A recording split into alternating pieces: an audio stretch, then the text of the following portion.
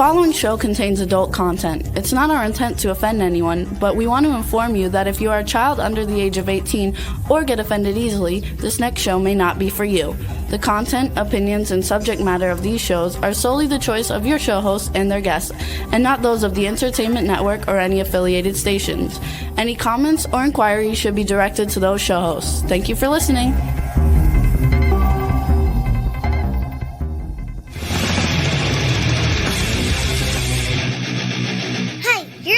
To the Adventures of Pipeman on W4CY Radio.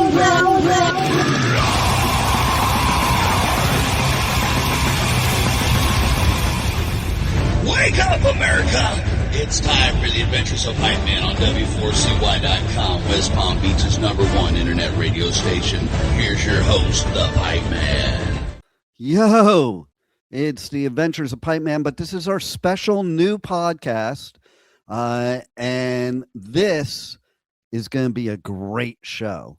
So you're here on Pipeman, the Wandering Jew, on W4CY Radio, and I am the Wandering Jew. That was a nickname of mine by my family when I was younger, before I ever got married, because I always moved where I vacationed. So I'm bringing it back now because I think it's very important that we have this show to spread love and unity around the world and squash hate and anti-Semitism. And we're going to have some great guests. But today's guest, I'm very excited about because I love this next guest. Used to have a show on our station, still has a podcast now that we're going to talk about. And man, he's a rabbi, but he's my favorite kind of rabbi because he's a rabbi that is also inclusive of all people, which we're going to talk about it, and especially the organization that he leads, which is called the American Alliance of Jews and Christians. So that's why Rabbi Lapin is so important to this show. So let's bring him on. Rabbi Lapin, how are you? Couldn't be better, Pipeman. How are you? Oh, I'm doing great. I'm so happy to have you here. Thank you. Me too. You were my first introduction. You opened the doors to the wonderful world of internet radio. I knew nothing about it till I met you. Look at that. And now you're all over the place, right? Yeah, right. There you go. And so I got to tell you, this show I just started recently because I was in Costa Rica hanging out, and like Costa Rica is a good place to go to brainstorm and stuff because all the outside chatter is not there usually. Okay. Like even my brother will call me up. He'll go, "Did you see the news?" And I'm like, "No, and I don't care. I'm going surfing." Like the whole world is in flames, but I'm in Costa Rica in the jungle and don't even know it's happening.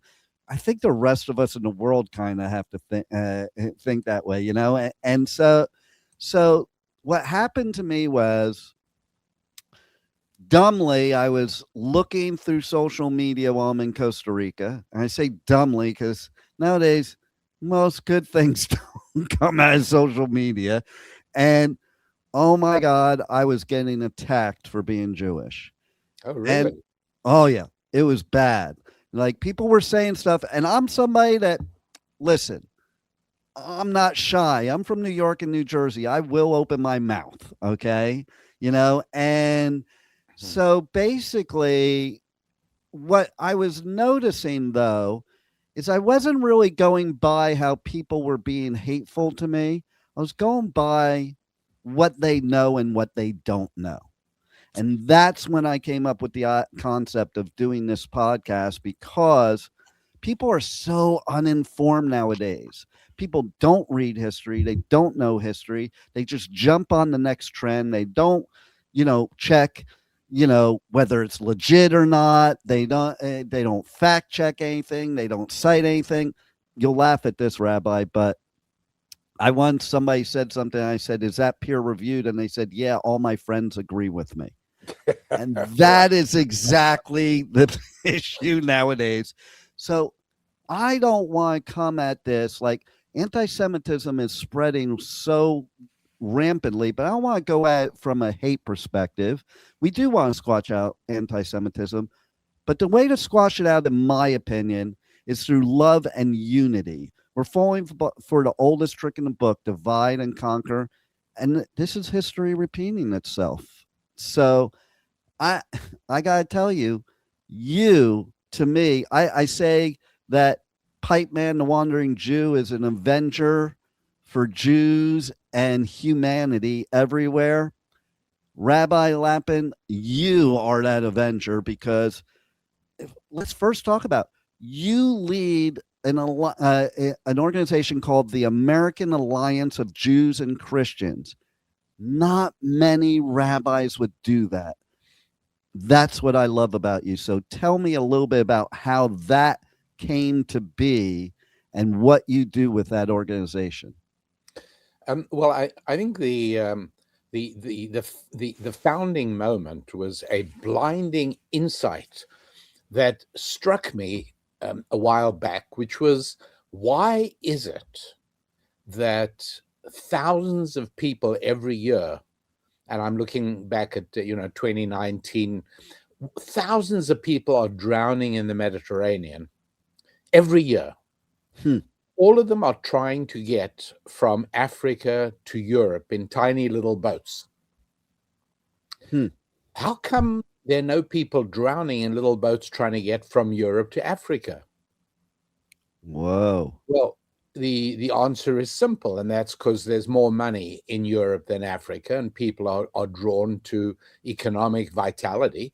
So that explains it. But then I realized that it explains nothing at all, because it still left the big question, which is, why in this day and age, where capital knows no boundaries, capital flows anywhere, with the internet and everything else and the proliferation of publishing and books, knowledge knows no boundaries. So why is it that North Africa is poverty-stricken and Europe is wealthy, which makes it perfectly natural and perfectly normal that people will find any way to cross the Mediterranean going northbound, even in leaky little boats? And that question preoccupied me, and was the reason I ended up writing a book about this, because there have been numerous attempts. Like, everybody is struck by this phenomenon. It's been at least 100 years that the world has become transparent. It's at least 100 years, right? We're talking 1925. It's the aftermath of World War I. Soldiers traveled everywhere. India, Africa, Australia, New Zealand, the Far East, the Near East, people got around. And so in spite of 100 years of, don't forget, commercial air travel started in 1904, a year after the Wright brothers. People have been flying around for well over 100 years. There's been knowledge percolating for well over 100 years. Capital travel. So why is Africa poor and France and Sweden and Norway and Germany and United Kingdom are rich? It's a really important question. And there have been all kinds of attempts to resolve this. One of them, none of them work. One of them, for instance, is that Europe has more navigable rivers. African rivers are not navigable, and that's true. But so what? Not every European country has navigable rivers, and what's that got to do with anything? After all, it's also true to say that Portugal and Germany and France and England traveled in boats to Africa and set up colonies there. But where are all the African colonies in Italy and Norway and Russia? Where? Why? And if one is not going to adopt a feeble-minded and stupid racial explanation, and there's some very good reasons that those can be knocked out of the ballpark, you're left with only one explanation, Pipeman, and it's a really, really crazy one. And that is that countries whose culture was rooted in the Bible prospered. It's as simple as that. And that is why 98% of every scientific, medical, and technological discovery for the 1,000 years up to World War I, 98% of them came from Christian countries. And in my book, I explain why it is that the Bible had this impact, why it is that it is unique among all ancient texts in encouraging scientific development, economic development, and the people that inherited the cultures and lands that grew out of the Bible prospered and succeeded. And once I saw that, then I realized that this Bible thing is much more important than most of us realize. And we're living in a time when the majority of Americans truly do not know if Leviticus is the name of a book or a man's aftershave lotion. It's true, too. It's and true. So I realized that Jews and Christians have a common commitment to this mad, majestic, mysterious volume that hit the world 3,000 years ago and left the places it hit changed for all of history. And so that's why there is the American Alliance of Jews and Christians, precisely in order to promote the civilizing impact of the Bible and to overcome some of the barbaric influence that radical Islam has been spreading for the last 50 years. Yeah, I think it's important to unite and team up against evil, to be honest, to use evil like loosely. But, to me, evil has nothing to do with a hell or a devil. It has to do with just being a bad human. That's me, is what I think of evil. Yeah. And, you're so right. People need to be educated. 'Cause I'll tell you a story that will be so fascinating to you. There was a time in my life that I had to work with a neo-Nazi. Okay. And instead of having hate towards that neo-Nazi, I decided to have a conversation. And instead of judging, because listen, hate breeds more hate. You need to in my opinion, you need to find out what somebody's about and what makes them think the way they do before you attack them for thinking the way they do. Because if you attack them, you're not going to change their mind. Okay. And so I think that this person was very shocked of how I handled things, because I just sat there and I'm like, so let me ask you a question. Why do you believe what you do? And why do you believe about this about Jews, that about Jews? He was one of those that was, in a sheltered life and, believed we had devil horns coming out and stuff like that. I even looked at him. I'm like, do you see any horns? They're not coming out, and I listened. I didn't speak. I just listened at first, because in listening, then you know what to say. Okay. And I think that's what people speak too quickly.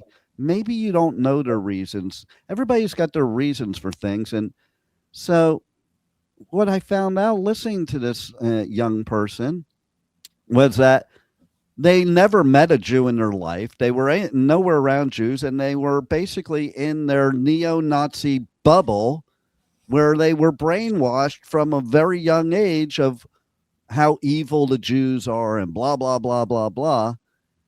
And then he noticed from talking to me that I was not acting the way that everybody told him to. And that's the difference. When you start attacking, getting mad and stuff like that, then all you're doing is confirming everything that they were taught.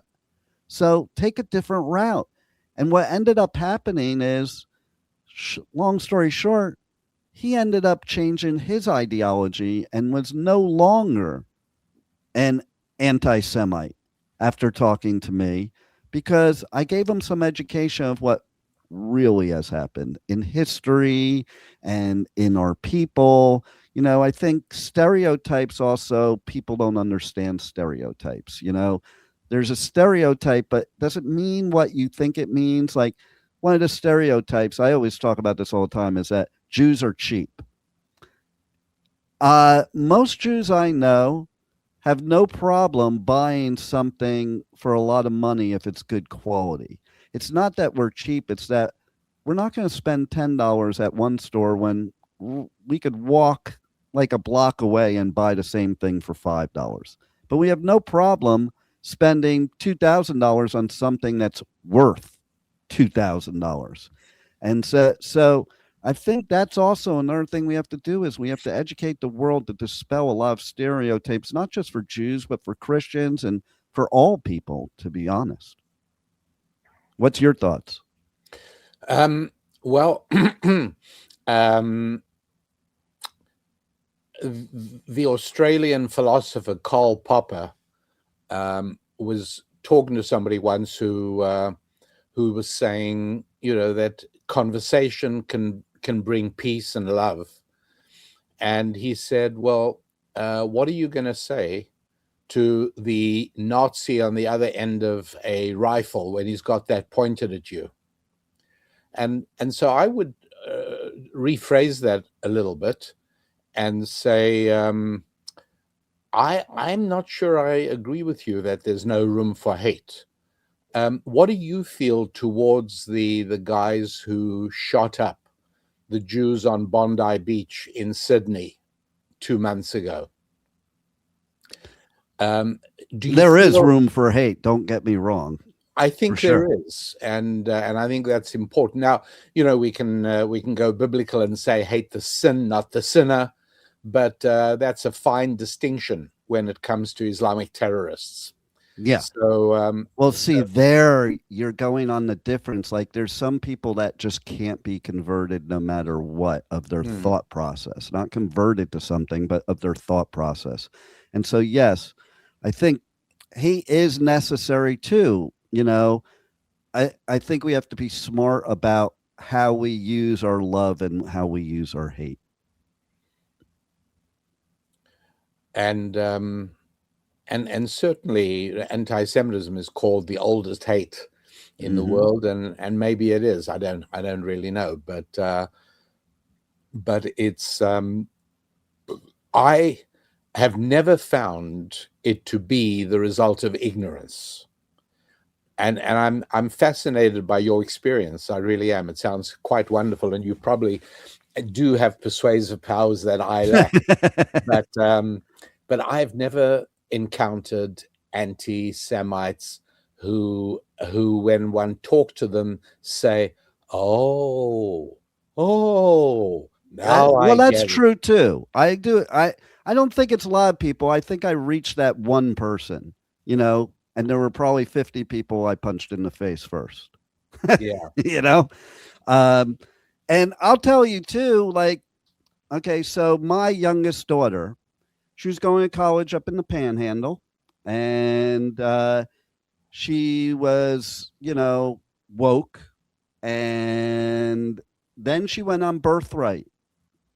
Oh, that's very interesting. The summer before October 7th, she went on Birthright. Okay. Oh, Birthright's very interesting. Please tell me what happened. So, first of all, she went there. She loved it. She made a lot of friends, and she got a lot of, enlightenment, because I'm a firm believer too, is like we all live in these bubbles. Unless we travel, we don't really know what it's like anywhere. Like all these people that are saying stuff, they don't even know where Israel is. Some of them don't even know where Iran is. They don't know where Palestine is. And, like they're just jumping on the bandwagon. That's true of her generation and the people she was hanging out with. So what ended up happening is she came back and she did find even more Judaism in herself then. But October 7th happened shortly after she came back. Yeah. And there were protests that were very violent at her school, in favor of the Islamic cause. Yes. And fascinating. They were all her friends protesting. So she got woke up to her woke friends, And so what she experienced was friends of hers that she met when she was in Israel became hostages or died. Her kibbutz was bombed that she stayed in. Yeah. And many other things like that. And she became an avenger for Judaism and against anti-Semitism. And then, she's very involved now. The Chabad at her school, she got involved with for safety reasons. She was going to leave school. She was scared for her life to be at school. And I think most people don't understand that when it comes to Jews. And I'm going to add to it that when my older two kids were young, they were in high school, and there were people throwing pennies at them. And I won't mention who, but somebody in their family who never experienced this basically said, "Oh, come on, you're exaggerating. Oh, what, you make a big deal," like people do.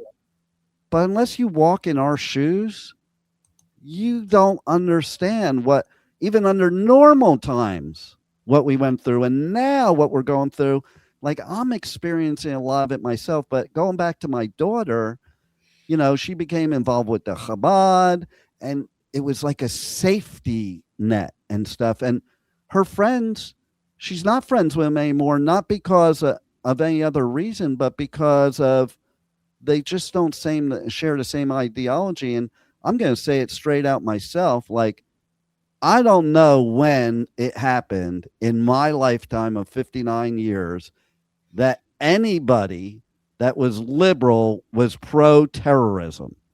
Like, it's really, really strange to me that anybody, period, would be pro-terrorism, pro the regime, and they don't understand history. The part that, and I want you to expand on this next part, the part that bugs me most is that people think that Israel's only been around since 1948. Right. It's like, read a history book, like the Bible. So what's your viewpoints on people thinking like that, and what my daughter experienced? So obviously I've done a lot of thinking and a lot of writing on what is driving these people. And it's not only in the United States, the United Kingdom, it's also there. And very bad. It's been prevalent in France for many years already as well. And I'll tell you what I think it is, because how do you explain that self-proclaimed progressives are actually in favor of tyrannical regimes, right? That if it had the opportunity would rapidly execute them and all homosexuals, by the way. Yeah. It's and interesting. They favor those regimes. And I do believe it's a little bit like the enemy of my enemy is my friend. Yeah. And the enemy is not just Jews. And I think this is a mistake that we Jews make all the time. And I think that we Jews got very incensed here in America when over the last 5 years we began to be the targets, particularly, as you note, after October the 7th. Mm-hmm. But the failure of the American university campus has been evident not for 5 years, Pipeman, but for 50 years. Mm-hmm. And I'm very distressed that there were not a lot of Jewish voices many, many years ago saying, cut out this dangerous indoctrination that's going on the campuses. And still to this day. You're right. Even more so today. Yes, absolutely. But it didn't just begin 5 years ago. It wasn't that they woke up all of a sudden and said, we hate the Jews. They've been hating civilization. They've been hating the West. Jesse Jackson led a chant 60 years ago at Stanford. Hey, hey, ho, ho, Western civilization's got to go. So Wow. all of a sudden, I'm sort of distressed that we Jews woke up recently, because we should have been saying to all our civilization-loving comrades in arms, every peace and patriotic American, we should have been saying, stop underwriting indoctrination, anti-West, anti-civilization indoctrination at the campuses. Stop doing this to our young people. Mm-hmm. And Roger Kimball wrote a great book called Tenured Radicals, where he points out that all the professors in colleges around America today, tens of thousands of them, they were the guys in 1968 who were rioting on the campuses back then and promoting communism, promoting socialism. And they were students back then, and now they're the professors. And so when I say the enemy of my enemy is my friend, the reason in my mind that progressives love the Islamic world is because the Islamic world hates the West. Mm. We Jews just happen to be very visible symbols of Western civilization. Mm. We are in favor of business and money and wealth. We're in favor of capitalism. We're in favor of structure. We're in favor of religion. We are in favor of family. That's a huge one. And again, the assault on the Western family has been going on not just 5 years, it's been going on for 50 years. Yeah. It's 50 years since Congresswoman Patricia Schroeder tried to get women into combat in the military. Now, that's a really stupid idea. For anybody interested in security, that's a dumb idea. But if you're interested in social engineering, if you're interested in undermining the West, well, then that's a really good idea. Mm. Or promoting the idea that men and women are interchangeable, or the idea that you can mutilate a man and turn him into a woman. These are all very, very stupid ideas. So stupid that only someone with a graduate degree could like them. And so these are ideas that belong in the dustbin of history, and they are all, what they all share in common is they're harmful to the West. And when civilization goes, Jews die, because we only survive in a civilized environment. Yeah. And that was why, many, many Jews saw what was happening in the 1930s, the abolition of civilization. They saw that the Nazis were intent on destroying Western thinking and Western civilization and Western culture and Western art. They knew this was not going to be good for them. And that's exactly where we are today. And you know what? I have to say that the one big thing that concerns me today is that you have something today that makes it even scarier than back in the Nazi times, is I'm finding anti-Semitism to be rampant among Jews. Like, there's so many Jews I know that are anti-Semitic, and I'm like, I just want to smack them in the head, to be honest. Like, what's wrong with you against your own people? Who would be against their own people, no matter who you are?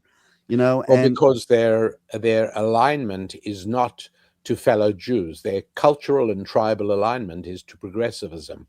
Yeah, yeah. And, the thing is that, I think we've lost a lot in many years with Judaism being watered down in the respect of, most Jews nowadays, they say they're a Jew, but are they really a Jew? Type of thing. They're a Jew. What is, when you say really Jew, what is your definition?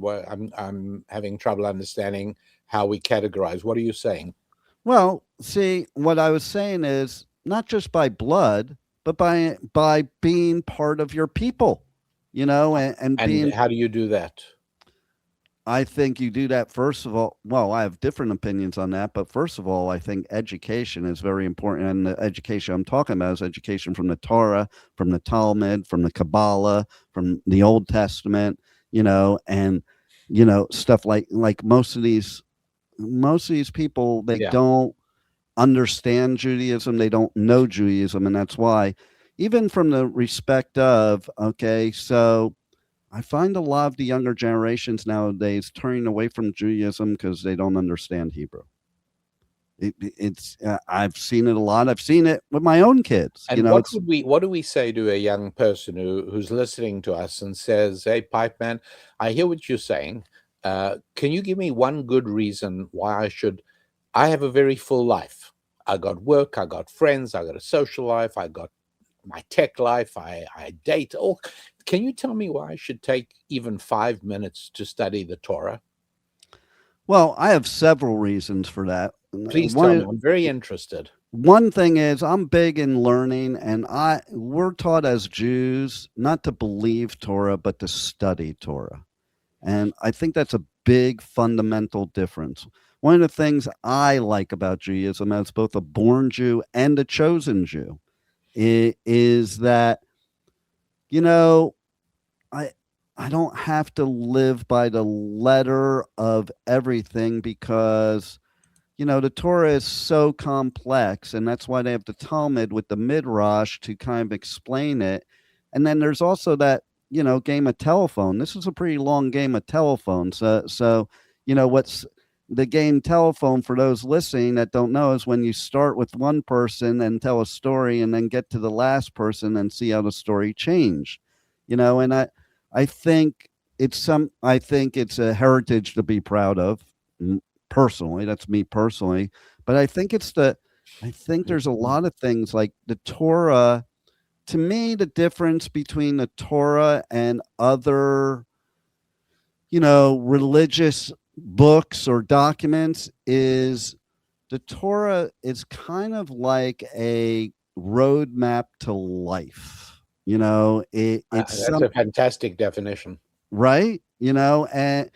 So, like, you don't have to believe everything that's in it, but I'm also somebody that's like, I can see the whole picture, not the literal picture.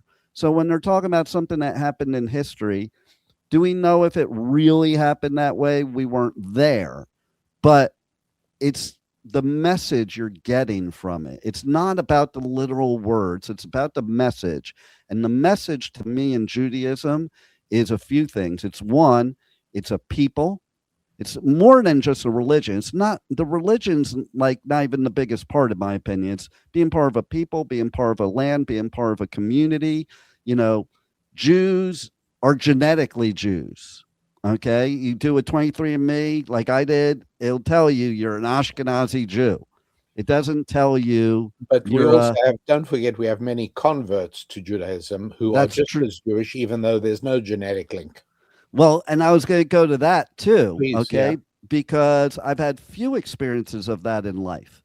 Okay. So my mother, 20 years before I was born, converted to Orthodox Judaism. She went to Catholic school, except she converted, I think, for the wrong reason. So for her, when it was convenient to be Catholic, she was Catholic. When it was convenient to be Jewish, she was Jewish. However, her mother was also a convert. And one of the most Jewish people I ever met in my life, my grandmother, who was not born Jewish. And my kid's mom, she did convert to Judaism. And what happened with her was when I met her, she was a born again Christian. We went and did the mikvah class. And for anybody that knows, it's not just a non-Jew that has to go to that. The Jew had to go too, So, and here's what I learned from that mikvah class. And I've studied a lot of Judaism is, every Jew should go to a mikvah class because it's one of the most educational experiences there is. And when we were doing the class, one day my ex turned to me and she goes, "Oh, that makes so much more sense." And that's what I look at the Torah. To me, the Torah is about things that to me seem factual. They seem real. They're not. as an example, the whole idea of some fictional cartoon character called the devil, I think, is kind of weird, and Who like doesn't show up in the Torah, by the way. exactly because the word sin is not even in the Hebrew language. It's missing the mark. The sin is in the Hebrew language extensively. There's quite a few different words for sin. Okay, well, And then I stand corrected. It shows up right in the beginning of Genesis. So yeah, no, sin definitely shows up. I just remember being taught that it really means missing the mark. Well, that is the accurate. You're exactly right. That's one of the translations or the parallel translations of one of the words for sin. And see, I find that to be more factual because human beings are not expected to be God. They're not expected to be perfect. So missing the mark makes a lot of sense to me. I also think a lot of things in the Bible make sense to me because they're historical. Like the holidays that we celebrate are all biblical holidays. Hanukkah is not an important holiday because it's not biblical. People think that's the important holiday. It's not, and like there's so many things that just make sense and common sense, even like night then day, Saturday being the Shabbat, the seventh day, doing things on the lunar calendar. Like that makes more sense than the Gregorian calendar to me because it just makes sense. But I also think it's a matter of in the Torah, there's some also order. I like that. I like that there's order. It's like you don't go from the first book to the seventh book. You go, as things happen and it all makes sense. And as we know, when you go to services throughout the year, you go through the whole Torah and then the beginning of the year, you start over again. So you're constant. And I'm also a believer in repetition's the mother of skill. So, that's another thing. But bringing the convert thing up, that is also very important to me because the way to convert to Judaism opposed to any other religion is something I like because we don't recruit anybody and we, in fact, push them away because we want them to become Jewish because they want to become Jewish, not for a spouse, not for a family member, not for a friend, only for themselves and their own personal. And that's where I kind of believe, no matter what somebody believes, if it makes them a better person and it makes them somebody that will not intentionally do harm to people, then I'm okay with it. It's like, I don't believe they have to be Jewish, but I do think they should be an ally to Jews. And that's where your alliance, I love that because we are a small people throughout the world. We need an alliance. We need allies.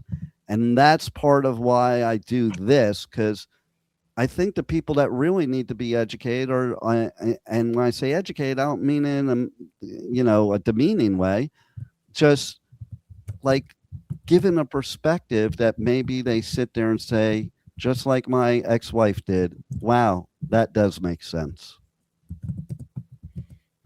Yeah. No, I think it does, and indeed, many people do convert, and many people do find meaning in it. There's no question about it, but I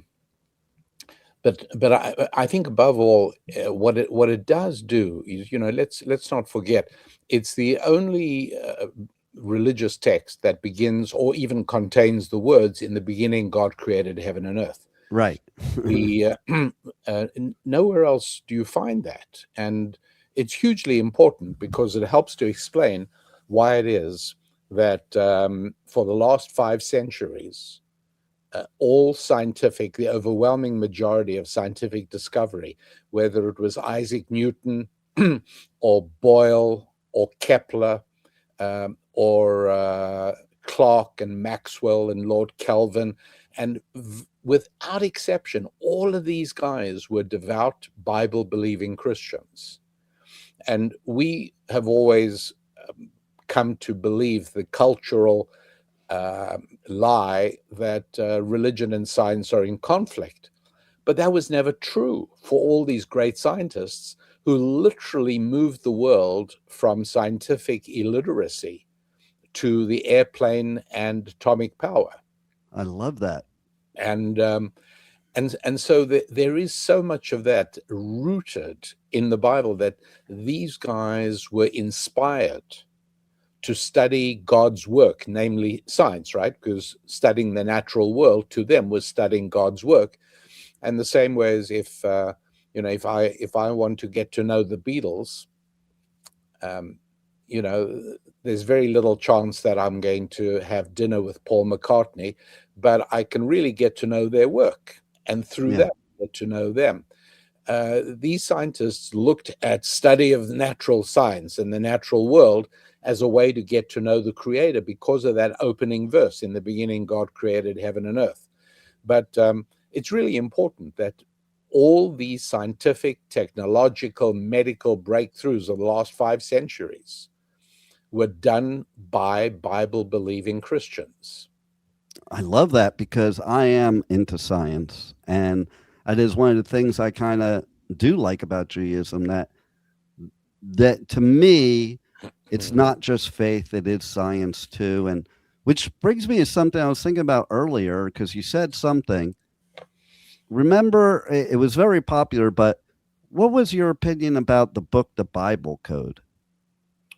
So it's I've written quite a lot on it. As a matter of fact, there's a jacket blurb from me on one of the code books. Anybody who is familiar with the Hebrew, or actually even if you're not, as long as you just look at a Hebrew Bible, you can actually see it yourself. Yeah. And if you know a little bit of mathematics, you can compute the probabilities of it happening randomly, and they're stupendously high against. So there's no question about it that those are there. And it's a mystery, because prior to the age of computers, it's how do you write a text? Right. By placing a code on, it's called the skip of 50. In other words, you read every 50th letter and it spells out a subtext. And, you can search the works of Shakespeare or Guy de Maupassant in French, or Balzac or Dostoevsky. You read any literature and search, and you will not see this happening anywhere else. It only happens in the Bible. That said, I will tell you that 90% of what's been written about the Bible codes is sensationalistic and rubbish. They are real. They are true. They're there for anybody who wants to see with eyes in their head. It's not hard to see. But the notion that they can serve a prophetic role is rubbish.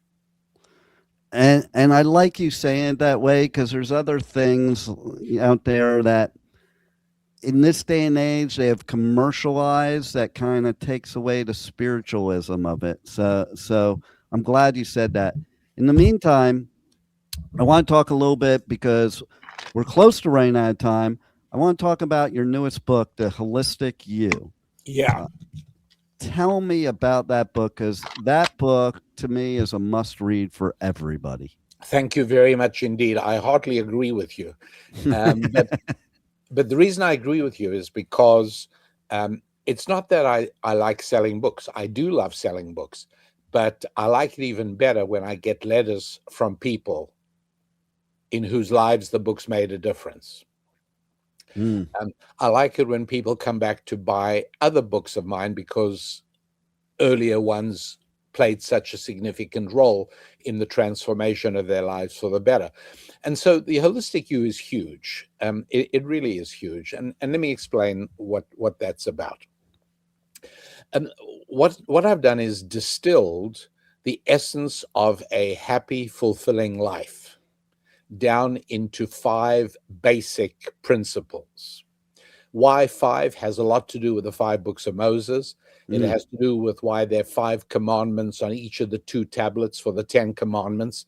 5 is a very important number. And what it does is it It's like having a magic 8-ball that can save you from making bad mistakes. What I mean by bad mistake is that Are you talking about this? Yeah. Yeah, exactly. I'll tell you why I have this handy here, but go ahead. And so in the final analysis, there are 5 areas that produce fulfillment and happiness and a feeling of contentment in life. Number 1 is family. Now, and by the way, this is not in any order. When I say number 1, I'm not saying it's more important than the other 4. I'm saying all 5 are equally important, even though you may emphasize one or another at different stages and seasons of your life. But family covers all relationships that are male, female in origin. What I mean by that is that when you have Thanksgiving dinner with your uncles and aunts and your cousins and your nephews and nieces, all of that glorious conglomeration of family is only there because many years ago, grandpa and grandma found joy in one another's arms. That's what family means. And so family is your sex relationship and the relationships with people who are there because of other male-female relationships. The second one is finance, everything having to do with money, the people you interact with to make money, and your financial possessions, your bank accounts, your yacht, and your racehorse. All of these fall under money. Then comes friendship, your social relationships, all relationships that have nothing to do with family or finance, political relationships, sporting relationships, and so on and so forth. That's all under the third category of friendship. After that comes faith, relationship with the world of the spirit and the world of the soul and with God. And then the F of fitness, and I call it the 5 Fs because it's family, finance, friendships, faith, and fitness, your relationship with your own body. And understanding these things and integrating them into your life is a sure way of not suffering deep disappointment. When I say deep disappointment, you know, I'm speaking about 50-year-old guys who tell me, where were you when I was 20? I never believed that at the age of 50, I wouldn't have any money. I'd be having to work in order to still keep going. I thought I don't have any money. Well, that's because you blew it when you were 20, you idiot. And or I'm laughing because I fit that mold. or the 45-year-old woman who pursued her career, and she's now 45 years old, and all her friends are hanging out with their kids and with their husbands, and she says to me, "How could this have happened to me?" Okay. In other words, to address your life purposefully and integrating your family, your finances, your friendships, your fitness, and your faith, tying that all together. None of this is easy. It's complicated, but there are methodologies in order to make it successful and how to tackle it and how to achieve it successfully. And that's what my book, The Holistic You, is about. Nice. Everybody has to get it. And then can they get the book off your website, which, by the way, everybody can go to Rabbi Daniel Lapin.com. That's DANIEL LAPIN to check out all of his columns, check out his website. Make sure to check out the Rabbi Daniel Lapin Show, one of the best shows we ever had on the network here. Incredible still podcast and a wealth of information. And can they find your book on their website, or they just search Amazon? Well, they certainly can find it on the website, but it wouldn't be a very Jewish way of buying it because it's a lot cheaper on Amazon. There you go. I love it. And I real quick, and then we're going to end here, and I could talk to you forever. So we're going to have you back on the show. Thank because you. You're such a wealth of knowledge, and, you know, somebody that certainly fits into my goal and mission to spread love and unity throughout the world and squash hate. But when I was a little kid, I had some issues with my mother for many years. And, you know, it was interesting because I wanted to leave her to move with my dad, but then I was scared too. I was scared of the repercussions, or, you have hammered into your head, it's your mother, your mother. And so finally, when I got to a point where I really had too much, I was out with my dad on visitation, and he knew that I wanted to do something, but he wanted to make it my decision, and I just couldn't decide. My favorite toy at that time was the Magic 8-Ball.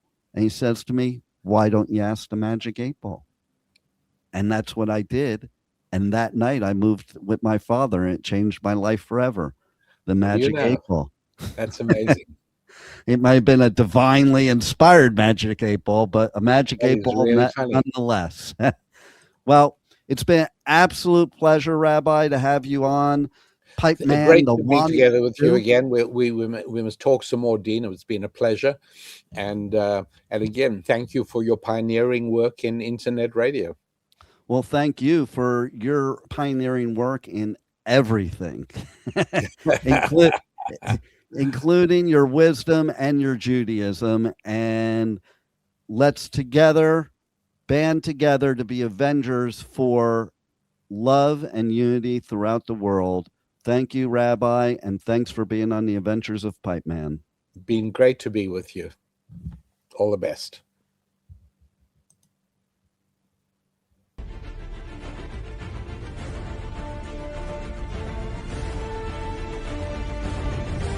Thank you for listening to the Adventures of Pipeman on W4CY Radio.